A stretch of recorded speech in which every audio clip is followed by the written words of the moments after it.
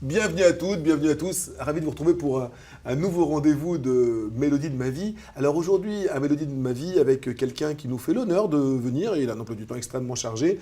Il vient de terminer un nouvel album, Duo d'amour. Et ce quelqu'un, c'est monsieur Jean-Jacques Lafont. Bonjour Jean-Jacques, comment allez-vous? Bonjour, je vais très bien.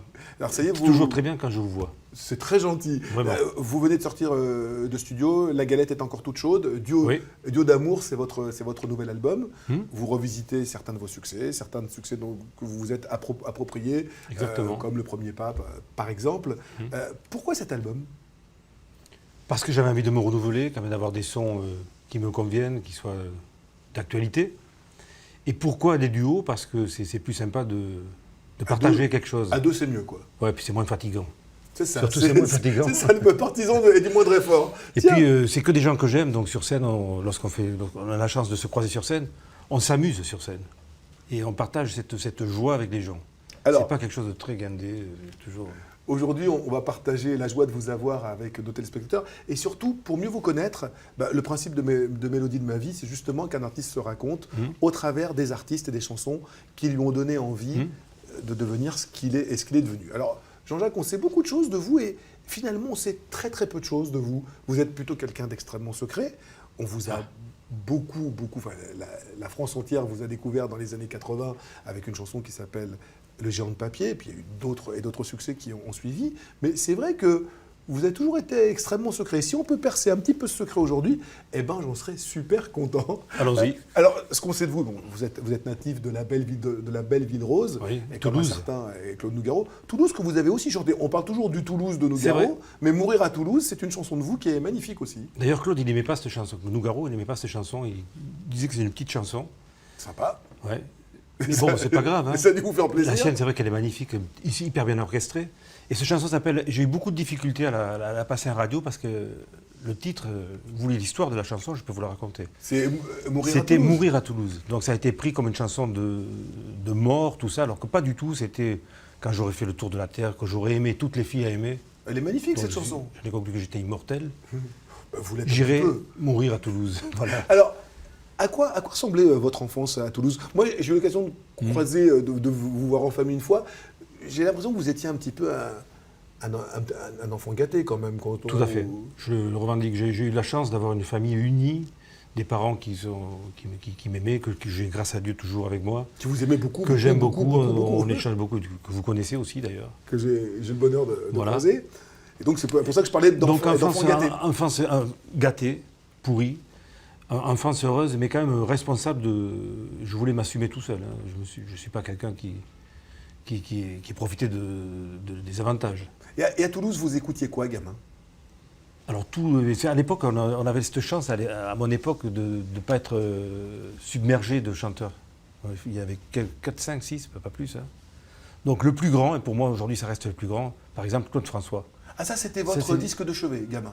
Peut-être pas de chevet, parce que bien avant, il y avait Paul Naref, qui me fascinait. On en parlera après. Ça n'a rien à voir. Mais Clo-Clo, on vous Ah, imagine Clo-Clo. pas devant la glace avec le sèche-cheveux en train d'imiter Clo-Clo. Ah, j'ai pas essayé le sèche-cheveux, tiens. Mais ou Parce avec que la brosse à cheveux. Je voulais pas être décoiffé. Mais c'est vrai, on vous imagine plus dans des préférences beaucoup plus calmes, beaucoup plus romantiques.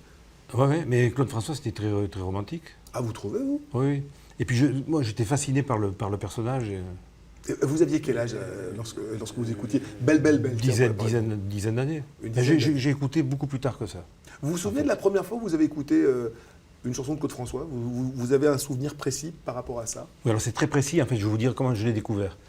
À 16 ans, j'avais 16 ans, il y a quelques temps, pas très longtemps, j'étais chanteur de bal, c'était ma passion, moi je voulais être chanteur. J'ai fait des études de médecine, mais je voulais être chanteur. J'y suis arrivé. Quand on veut quelque chose, on y arrive. Et dans le bal, je chantais des chansons de tout le monde. Hein. Donc je connais tous les chanteurs de l'époque, je les connais, je les ai chantés. Et Claude François, c'était quelque chose qui m'allait bien à la voix, même tessitures, voilà.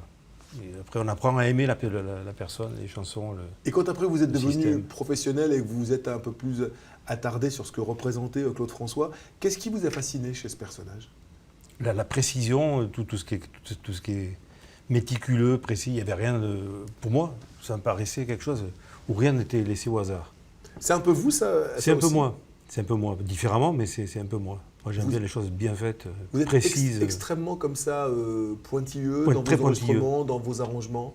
C'est ça, tout à fait. Et on peut dire que c'est Clo-Clo qui vous a donné envie d'écrire. Vous écriviez déjà à l'époque, vous commenciez à composer un petit peu ou pas? Ah oui, oui, j'ai commencé par faire du piano classique. Et à l'époque, moi, mon rêve, c'était d'avoir des chansons écrites par les plus grands, hein, dont Delanoë, qui est ici, dans cette maison.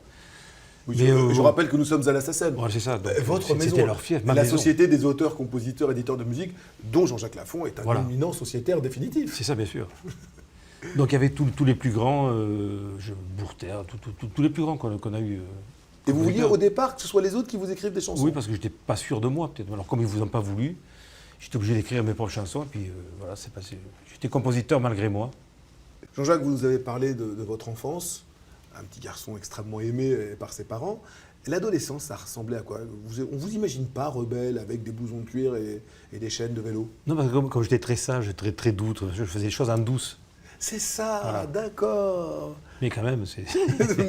mais vous les faisiez quand même, quoi. Quand même, oui. Alors, est-ce que vous avez monté un groupe de rock? Parce que dans les années 60-70, il y avait autant de groupes de rock que de paliers Oui, dans un vrai. immeuble, quoi. Est-ce que vous avez donné aussi là-dedans, à Toulouse, dans les groupes de rock, dans la cave et tout ça, ou pas du tout? Non, j'ai pas. Ça revenait au même, de toute façon. Mais moi, dès l'âge de 16 ans, j'ai acheté un petit orgue électronique, Oui. tout petit, tout machin, tout petit, à un orchestre qui existait, un orchestre de bal. D'accord. J'ai essayé le petit orgue et ils m'ont pris dans l'orchestre de bal. Je jouais pas très bien, donc je chantais. C'est venu Vous comme étiez ça. chanteur et clavier. Chanteur et clavier. Et donc, vos premiers pas sur scène, c'est à l'adolescence, quoi, en fait. C'est ça, à 16 ans. Et vos parents, ils le voient comment, ça? Ils devaient être... Catastrophé. mais bien évidemment. Catastrophé. Ils avaient pour vous Mon fils, c'est de grands projets. Oui, bien sûr. Mais je ne les ai pas déçus quand même, parce que j'ai été jusqu'au bout de mes études. C'est-à-dire que vous étiez bon élève? J'étais bon élève, mais tous les samedis, tous les vendredis, samedi, dimanche, hop. Et J'ai terminé dans le plus grand orchestre de France, le plus grand. Et les bacs Avec blancs et tout ça, vous faisiez comment pour les réviser? Et les interrogations écrites Dans le du lundi bus, matin? parfois sur scène, quand je m'ennuyais. Alors, quand on a 15 ans, 16 ans et qu'on se retrouve sur scène, qu'est-ce que vous avez ressenti à ce moment-là? C'est à ce moment-là que vous vous êtes dit, je veux faire ce métier-là et rien Ah oui, d'autre? absolument. Un peu comme je vous disais, j'ai terminé dans le plus grand orchestre de France et international. On faisait l'Allemagne, la Belgique, tout ça. Carrière Et c'était internationale, déjà à l'époque. Déjà, c'était dans les années 70. Et c'était les costumes à paillettes dignes des plus grands. Hein. On vous imagine bien Je avec pense que j'étais plus star à l'époque qu'aujourd'hui. un petit finalement, peu dans la démarche et tout ça. un petit peu la grosse tête, un peu. Ah non, jamais. Jamais. Non, j'ai toujours été comme ça. Ça ne J'ai ressemble toujours- pas à ça. Je me suis toujours moqué de moi. Mais alors, Je me suis toujours amusé de moi. Donc, moi, c'est un jeu. Hein. C'est toujours un jeu. Je fais ça pour faire plaisir aux gens, mais je me fais plaisir aussi. c'est l'artiste qui parle ou le psychologue là, qui parle? Non, c'est je ne me suis jamais servi de psychologie pour juger quelqu'un, pour faire quoi que ce soit. Mais ça donne quand même un certain recul sur ses contemporains quand même.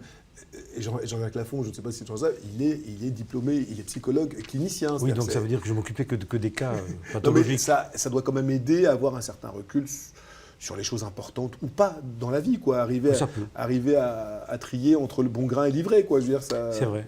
J'ai vu que dans ce métier du show business, il y a du travail à faire. Il y Ah a du bon travail. Vous avez voulez des noms quelques cas en consultation comme ça, privé? Non, ou mais pas du tout je pourrais. Alors, D'abord, j'ai une grande chanteuse qui me demande des consultations, en privé. Je ne la citerai pas. Fichtre, Oui, parce que ça lui fait du bien, voilà. Je suis son psychiatre personnel. vous imaginez un peu Une très le grande scoop star. que vous êtes en train de nous dire? Oui, c'est vrai. Jean-Jacques Lafont est non seulement un grand auteur et compositeur, mais en plus le psychiatre personnel Une grande star. et d'une grande star Ouais. de notre milieu. À quel moment vous avez dit, est-ce que vous avez le souvenir du jour où vous vous êtes dit, tiens, c'est ça que je veux faire? Il y a eu un événement déclencheur, ça s'est passé sur scène, il y a eu une chanson que vous avez chantée, vous vous êtes dit, tiens, je me sens bien là? Non, ça s'est passé sur scène parce que j'étais beaucoup en voyage, en fait. C'était une vie qui me plaisait, rencontrer des gens différents. Voilà. Et quand on rentre un lundi matin après avoir fait le week-end de bal chez ses parents à Toulouse et qu'on leur dit, voilà, papa, maman, je vais faire chanteur, ils le prennent comment? On parlait jamais de ça. Même aujourd'hui, lorsque je sors des disques, je porte le mon dernier disque, ils ne le regardent pas. Mes parents, ah oui, c'est pas mal finalement. Ils sont pas fiers de vous? Non. Peut-être intérieurement, mais pas démonstrativement. Mais très très intérieurement. Très alors. intérieurement. Bah, quand même, Quand ils sont tous les deux, il faudrait que j'écoute aux portes. au moment de votre explosion, au moment du géant de papier, au moment d'un mot pour un autre, au moment d'elle voix, ils ont dû être fiers quand même. C'est-à-dire que pour eux, je ne suis pas assez haut. D'accord. Je ne suis jamais assez haut. Ça aide à rester modeste, ça. Alors que je vois certains chanteurs, ils ont leurs parents, mais mon fils, c'est magnifique ce que tu fais. Il vaut mieux avoir des parents comme les miens. Bah, Ça met la barre, ça pousse toujours. Oui. Alors, dans les années 60-70, vous dites que vous chantez les chansons des autres, et il y a quelqu'un qui est révolutionnaire à l'époque et que vous avez voulu entendre et revoir dans votre mélodie de ma vie, c'est Michel Polnareff. Alors ça, c'est ça. Pourquoi ce choix? Alors lui, c'est vraiment quelqu'un qui m'a beaucoup marqué dans les mélodies, les orchestrations qui n'ont pas vieilli d'ailleurs aujourd'hui. Les textes quand même gonflés pour l'époque. Le côté avant-gardiste et provocateur, oui, qui montrait ses fesses et tout ça, ça vous a tenté, ça, un moment? C'était bien avant, hein, ça c'est bon. Oui, montrer ses fesses, c'est de 72-73. On le fait aujourd'hui, ça ne sert plus à rien. Hein. Vous avez pensé à un moment, pour vous, une affiche à l'Olympia? On a pensé à tout. à montrer je sais pas si et le genre de papier avec votre sang. Je suis pas sûr que ça aurait été raccord quand même. Je sais pas, je crois pas. Qu'est-ce qui vous a le plus touché chez Polnareff? Son côté provocateur? Non. Non, c'est pas ce que j'ai perçu en premier, c'est le côté musicien. Musicien, puis dans tous ses concerts avec son orchestre magique. Vous vous amusiez, vous, sur votre clavier? Bien sûr, bien sûr. Et quelle grande mélodie de Polnareff vous a le plus porté, comme ça, vous a le plus donné? Toutes celles du début, Love Me, L'amour avec toi, tout ça, c'est tout le début. La poupée qui fait non, c'est magnifique. Bah, j'adore c'est depuis que j'aime la guitare de 12 cordes. Jean-Jacques, comment, lorsqu'on a fait 2 ans de médecine, quand on a fait pharmacie ensuite, et puis qu'on termine, donc vous avez fini votre cycle d'études, vous êtes psychologue, clinicien, diplômé, comment fait-on pour se retrouver sur scène à enregistrer des disques? Le chemin dans les années 80, ça s'est fait comment? Une fois la fin du bal, tout ça, la fin des études, je suis venu à Paris, mais en touriste, hein, parce qu'à l'époque, c'était pendant les vacances scolaires. Vous étiez diplômé déjà? J'étais diplômé. Vous aviez un cabinet? Ah non, vous pas du tout. de... J'ai fait quelques petits stages dans des hôpitaux psychiatriques. D'accord. Quand je dis ça, ça fait peur aux gens. Mais non, au contraire, c'est un parcours qui est tellement atypique complètement atypique. On a juste envie de vous écouter raconter ça. Donc, on sort de l'hôpital psychiatrique, voilà. Vous raccrochez la blouse blanche et vous arrivez ici. Voilà, c'est ça. Donc, et ça tombait pile poil où je rencontrais des gens par hasard, puisque moi, j'étais vraiment que de passage. Dans le début de mon premier pas dans ce métier, c'est une porte qui s'ouvre, quelqu'un qui a été déterminant dans ma carrière, Jeff Barnell. Jeff Barnell, qui a écrit nous sommes à la SACEM, la maison des auteurs et des compositeurs, quelqu'un qui vous a produit, quelqu'un qui a écrit, alors on va le resituer pour le grand public, qui a fait les plus grands tubes de Dalida, Mourir sur scène, Salma Salama, j'en passe et des meilleurs, qui vous a produit et qui a écrit aussi, qui a composé Le Géant de papier. Alors, je crois que c'est votre voix qui au départ l'a complètement séduit. C'est ça, parce que j'étais dans une petite salle fermée, et je faisais écouter mes chansons à un éditeur qui habite pas très loin d'ici. Et Jeff Barnell passait par là, il ouvre la porte, il dit « Qui c'est qui chante ? Je veux absolument produire cet artiste. » Ça, c'est digne d'un conte de fées. C'est dingue. Et puis depuis, on ne s'est pas quitté. Il vous a produit? Il m'a produit. Alors, voilà, avec les chansons que je faisais écouter à l'éditeur. Et dans ces chansons, il y a Le Géant de papier que Jeff avait composé, mais il y a toutes vos chansons à vous. C'est beaucoup mieux comme ça, tout ce qui a fonctionné à l'époque. Un mot pour un autre, qui a été votre premier succès. Oui. Elle voit une chanson aussi. Elle voit. Ça, c'est Jeff qui a écrit cette chanson. Sur un texte de Sylvain Lebel, je crois. Exactement. Parce que dans ce premier album que j'ai enregistré, que m'a produit ici Jeff, il manquait une chanson. Et Jeff m'a dit, j'en ai une, je vais te la faire écouter. C'était le Géant de papier. Et qu'est-ce que vous avez dit lorsque vous avez écouté cette chanson? Oui, on va la faire. Parce que c'était mon producteur, il fallait bien lui faire plaisir.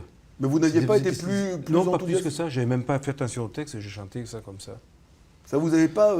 La chanson a été faite, on est rentré en studio chez Bernard Estardi, parce que c'était quelqu'un qui allait très très vite pour écrire des chansons. On est rentré le matin à 9h, petit piano de base, je chante, Bernard termine l'arrangement, 18h30 mixage, 20h terminé, la chanson terminée. Le Géant de papier, tel que vous l'avez entendu, ça a pris une journée. Et vous, ça vous emballait pas plus que ça? Non, mais personne. Même l'attaché de presse, on a dit on va mettre C'est beaucoup mieux comme ça, on verra après. Et C'est beaucoup mieux comme ça qui est sorti en premier. C'est beaucoup mieux comme ça qui est sorti en premier. Donc c'était pas le Géant de papier qui était destiné à devenir ce qu'il est devenu. Alors, est-ce que vous savez, au rayon des anecdotes, et je suis sûr que vous le savez, cette chanson avait été proposée, je crois, à de nombreux artistes. Oui, plein d'artistes. Ça fait 9 ans que Jeff l'avait dans le tiroir. Il était content de me trouver. En plus, l'auteur, Sylvain Lebel, voulait que ce soit quelqu'un qui ait une voix grave qui chante cette chanson. Je crois qu'elle a été proposée à Michel Sardou, elle avait été proposée à Gérard Roussos. Normand, Oui, voilà. Demis Roussos. Ils disent que c'est pas vrai aujourd'hui. Mais bon, ils sont passés à côté. Bah, ça arrive au plus grand. Enfin. Oui. Et vous, donc, voilà, vous la faites gentiment, quoi. Voilà, gentiment, tout ça. Et puis ça a été vite fait. Hein. Donc, quoi, vite fait, bien fait. c'est beaucoup mieux comme ça sort. Voilà. Cette chanson va avoir une deuxième carrière au Québec. C'est ça. On en parlera après de votre attachement pour le Québec et l'attachement du public québécois pour vous. Oui. Vous êtes vraiment histoire d'amour. Une star là-bas. Et cette chanson sort, on est en 1984. 84, oui, bientôt 31 ans. Quoi. C'est ça. Et 31 ans, l'anniversaire de cette chanson, c'était à l'été d'ailleurs. Et vous vous retrouvez du jour au lendemain vedette. Comment ça se vit, ça ? Mais c'est pas facile pour quelqu'un qui vient de Toulouse, qui est resté toujours à travailler, machin, tout ça. On arrive, il faut faire une télé. Comment on fait? Comment il faut s'habiller? Comment il faut se coiffer? Les problèmes commencent à venir.